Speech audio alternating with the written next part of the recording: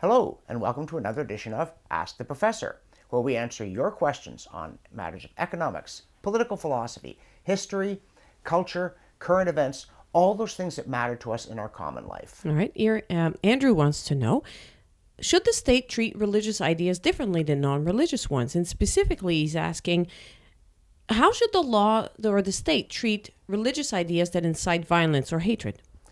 The answer to the first part of the question is God forbid. The state should treat all ideas the same way. The answer to the second part is speech, and that includes writing, that incites violence should be sternly punished, but speech that incites hate is not the business of the state. See, the state is that entity in society which claims and enforces a monopoly on the legitimate use of force. It is the police power, and it is created in order to combat force and fraud, to protect us from murder, from theft, from arson, and to defend us against invasion and insurrection. And these are extremely important duties. I'm all for rendering unto Caesar that which is Caesar's. But when it comes to the pursuit of truth, both for the sake of our own moral and intellectual development and in order to settle public questions properly, it is essential that unpopular ideas be expressed. And in order to stand by this doctrine of free speech, we must believe that in the end, truth will prevail. Some people have called this the Dracula effect, that sunlight destroys evil. And John Stuart Mill in On Liberty gives this marvelous, I think, unequaled defense of free speech. He points out, in the first place, an unpopular idea might turn out to be true. And so it's very important not to silence things before they've had a proper hearing. In the second place, if it's wrong, it is better to refute it in open intellectual combat than to drive it underground where it can fester. And in the third place, he said, even when the prevailing wisdom is true and you allow it to be challenged by something which is silly or pernicious, in the process of defending it, we come to apprehend it as a living and vital truth instead of a dead slogan. So, for all those reasons, you don't discourage unpopular ideas or obnoxious ones, whether you consider it obnoxious to say there is no God, there is no afterlife, there is no morality, or whether you consider it pernicious to say that there is, that Christ is Lord, that Muhammad is the prophet of Allah, or whatever doctrine it may be that you're espousing. The state should not treat those ideas differently because they're perhaps more important than other ideas. It should not treat them better or worse because of the importance of them. It should simply allow free people to state their views and to debate them civilly. Now, incitement to violence is a very different matter. Whether it's done openly, whether someone is screaming, lynch that man in front of an irate mob, or whether they are writing letters saying, we must shoot all the bankers. To the extent that this is actually an attempt to cause action, because someone could write a Marxist screed saying, in the end, violent revolution will be necessary. And say, I'm not telling anybody to do it, I'm just analyzing the processes of capitalism. And it can be, it can be a fine line, but the existence of twilight doesn't prove there aren't night and day. But when it comes to hate speech, when someone stands up and says, we should hate all white people, or we should hate all men, or we should hate all black people, or we should hate all Jews, it's loathsome, and you think, oh, I want to stomp on that with my foot. But that's not how you deal with bad ideas. You don't have the right to punch somebody's face because they're an idiot.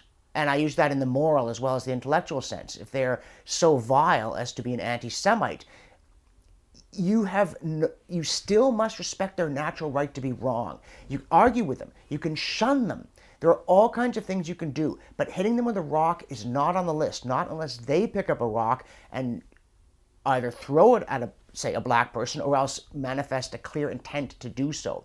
And the state, remember, is just that entity to which we have delegated our right to self-defense and self-protection. So if we can't hit a racist with a rock any more than we can hit an Oriental person with a rock, or a homosexual or anybody else, we can't say to the state, you go hit that person with a rock, whether that person is gay or whether that person is a homophobe.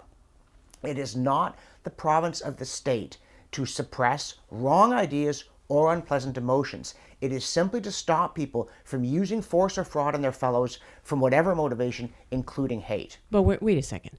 Go back to the Rwanda massacre, and I forget which side started which way, but I remember there were a long time of propaganda on the radio and so on. People calling, I forget if it was the Hutu calling the Tutsi or the other way around, but they were calling them cockroaches. The other guys, they were cockroaches. And for the longest time, calling them names very publicly, huge propaganda exercise.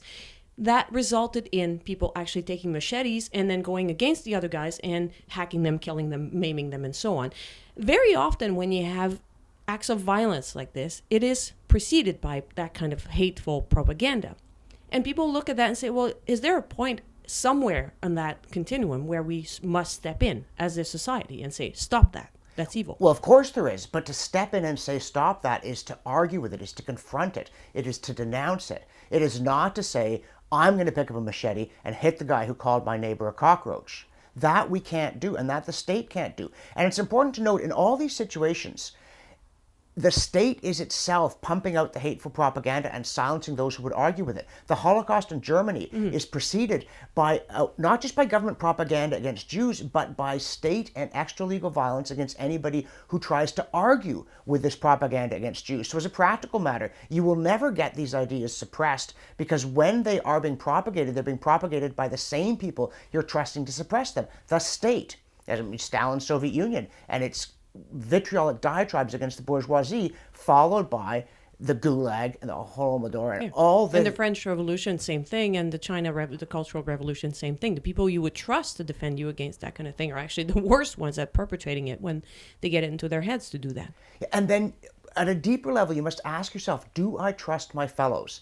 If they hear an argument between a bigot and a person who considers everyone their brother and sister, do I trust them to side with the right? Because if you don't, you see, you can't turn to the state, because of course your fellows, who are all going to be seduced by bigotry, are going to give the state a mandate to carry it out. You're really trapped if you don't believe that in the end the truth will prevail. But if you do believe the truth will prevail, don't take shortcuts. Because if you say the truth will prevail, but at this point we're just going to resort to force to silence bad arguments, you're legitimizing the silencing of ideas by the state. And once you legitimize that, the wrong people, I promise, will end up in charge of it all the time. And there's just one more point I want to make about this concept of religious ideas. To some people, religious ideas are confined to a very narrow sphere. Is there a God? Is there a Trinity? Is there an afterlife? Is there a hell? That sort of stuff.